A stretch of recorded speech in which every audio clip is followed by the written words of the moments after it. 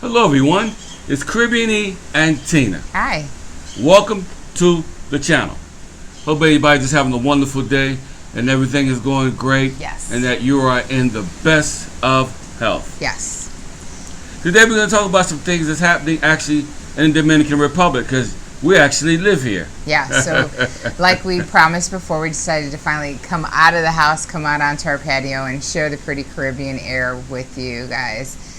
Don't mind the winds. We've been having pretty strong winds, but today it's going to be 91, so it's a beautiful day in the paradise here. Beautiful day in paradise.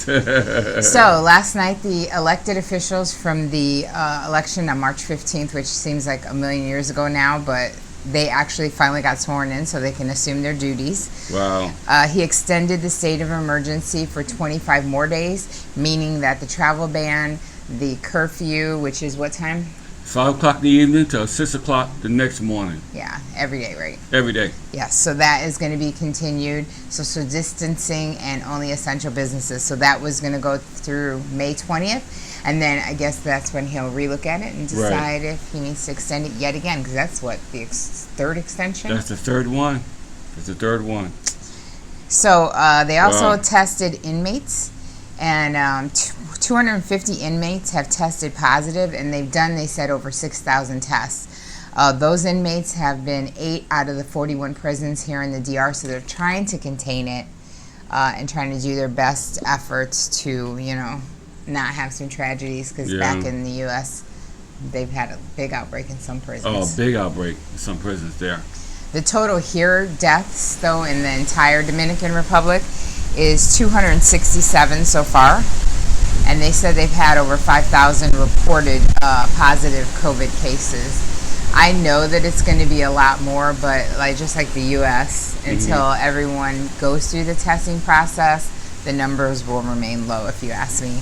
Right. But you and I were watching the news, and we were watching about the President Trump's speech about UV rays and heat and how that may stop the virus. I'll tell you this, we live here. Yes. It's 91 today. It has been in the 90s. I think our high this week is going to be like 94. We always have the sun. Right, always. So we've got tons of UV. UV and heat does not stop this. It doesn't stop anything. We wouldn't have it here. They wouldn't have it in South America. They wouldn't have it in Puerto Rico.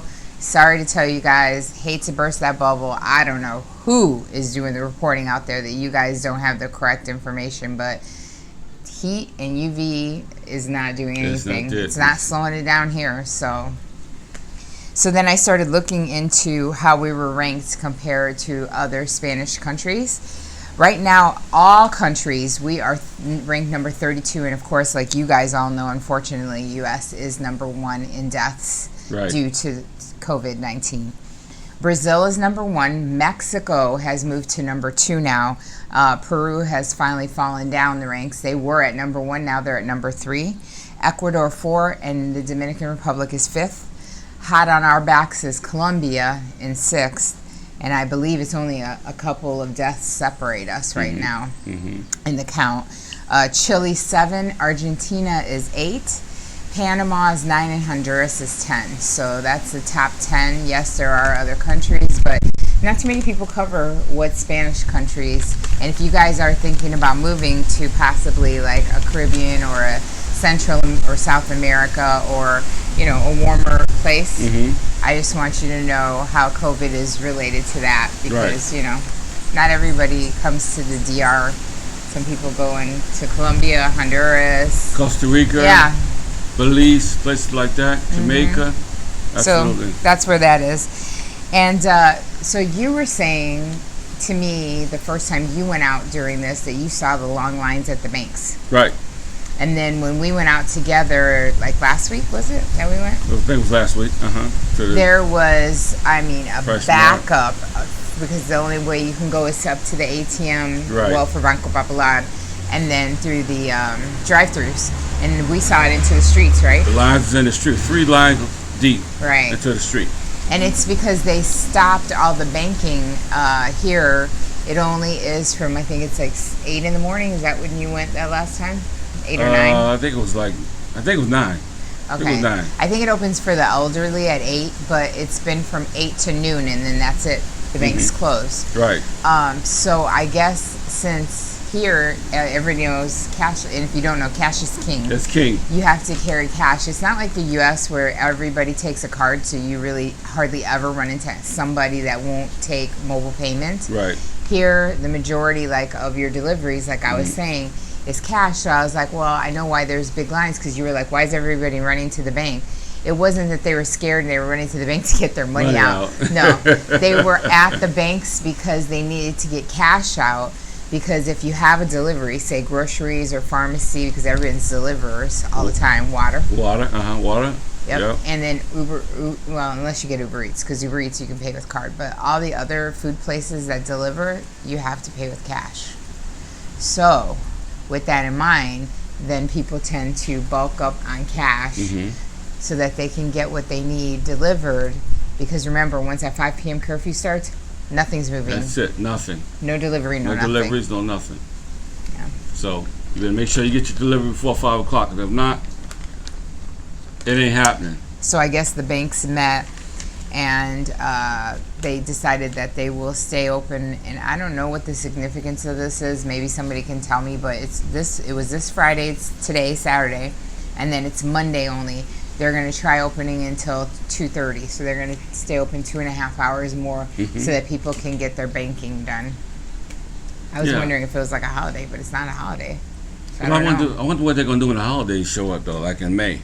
What do you mean? I mean, I wonder the curfew and everything is still going to be in place. Well, yeah, a state of emergency means that everything is going to stay in place until May 20th. Okay. They have a Labor Day that's coming up, but it doesn't matter. Nothing takes precedence over a state of emergency. Okay, so I know we have some more deaths in the prison systems, and everybody's like on top of one another. You know how that goes. Same situation. I don't think they said anybody died here yet in the prison, though.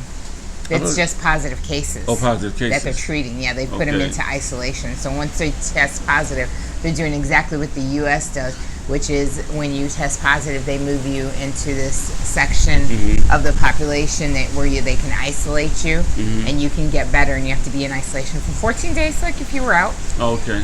Yeah. And then they test you to make sure that you're over it. Okay. All right.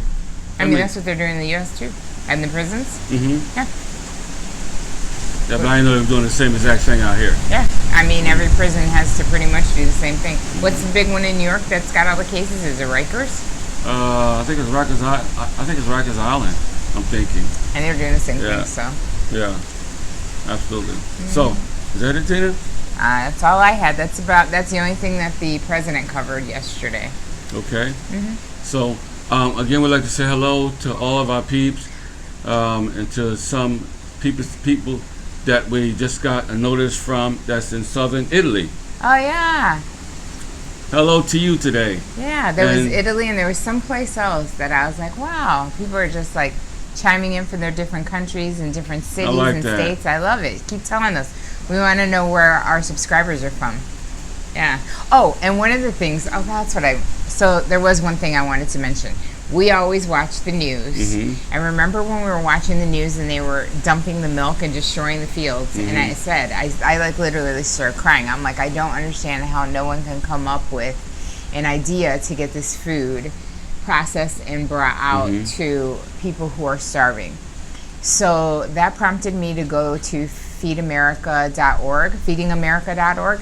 And so anyone that's given, if you've seen any of our social media posts lately, anyone that's contributing to the channel, we've been contributing money to. So we contributed enough, thankfully, to give 500 meals to U.S. families. Also, out here, I was so happy to hear that the government, instead of doing like a small business loan thing, the government actually paid the milk producers to give milk to families of kids that are not in school, milk for children, and to process cheese so that they can make cheese, so that they can give cheese to the the local Dominican people, and then they went to small farms that were chicken chicken farmers, and they bought I don't know how many millions of chickens so that they can give the chickens as well. And now they're working on produce. So they started with tomatoes, and they said they're going to start on avocado and plátano, and they're going to do the same thing. I love that because the government is actually giving the money straight to the farms who are employing the people, and then getting that food for free to the people that really need it. Right. That's how it should be done. That's literally the most streamlined. It seems like so simple that it's simple stupid, but it's, we'll see, because supposedly it's working so far. They started small and now they're doing more and more and more. I think that's awesome though. But it's better just wasting food, because I think they got a program like that in the States. They had a whole field full of corn and cucumbers, and they're taking those, getting them to the people, because you'd be surprised how many people, not just here in this country, but also in the States, that don't have any food, because some of them still waiting for the stimulus checks. Yeah. And they haven't gotten there yet. Yeah, and I saw the lines of just people waiting in their cars, and just to be told that the food banks ran out. So that's why I really wanted to make sure that we gave and we gave the money that we were given to help out other families in the U.S., especially when we heard about that veteran that went twice to try to get in line, and other people like that. It just breaks our hearts, you know. I mean, we're helping and keeping up with our kids, because our daughter hasn't even received unemployment yet. She couldn't get through. Then they finally told her it was processing. Now they're telling her it's denied. So she has to keep on calling and fighting it, and it's just a process that seems never ending. So I really do feel for all those families that are really struggling to pay bills and to put food on the table. Right. So our prayers goes out to them. Yes. Absolutely. And if you guys are patrons of the channel, every time that we do volunteer and give money, like we also gave to a local restaurant in Minnesota that a friend of ours actually owns it, and they closed down regular operations of the restaurant, but they continued to be a food pantry, meaning they were making and delivering meals for free to families with and without kids in Minnesota. So we took some of the donations and we also sent them too. Yep. Absolutely. So our goal is always to give back as you guys give to us. We'll take that money, recycle it back to the system, and be a blessing to somebody and help somebody in your name.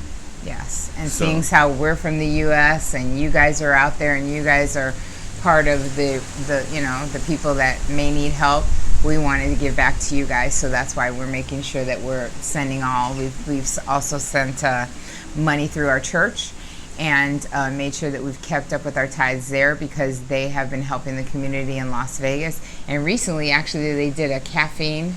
It's called Caffeine and something that they're doing, where they're giving out Starbucks and Bad Owl is another coffee place out there in Vegas. They're giving those two companies cards to first responders. So anybody that's working in the hospitals, the nurses and the firemen and police, they can go online to the church, and they go onto our website, and they get a virtual card, and you take the virtual card to a Starbucks or to Bad Owl, and they get free coffee, and those that want to contribute can contribute to that too. So that's the crossinglv.com. Right. I thought that was awesome too, so we gave some to that too. Yeah, because our frontline folks out Where there, would we be without them? Need all the help they can get. And like I said, like I said before, all those that are yet working in a mass transportation system, my hat goes out to you guys. Guys, stay safe, protect yourself. Whether you drive a train, whether you drive a subway, whether you drive a bus, truck, taxi, or whatever, Uber. taxi, Uber, whatever you drive, and Lyft, be safe, protect yourself, because you never know what this virus is. It's airborne, it's secret, it's quiet, but when it gets you, it got you. Yeah. And again, I'd like to say hello to all our Montreal subscribers. Oh, yeah. And all those guys that are all over the place. Just let us know where you're from so we can give you a shout out. So, like we always say on the channel, in the meantime, between the time, always remember, life is to be enjoyed. Hit that subscription notification, and until our next video, peace. So here is how quiet. This is a typical Saturday off of our balcony.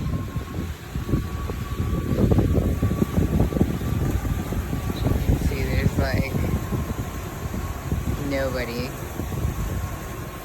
Even when the curfew, it's still like this. It's like nobody.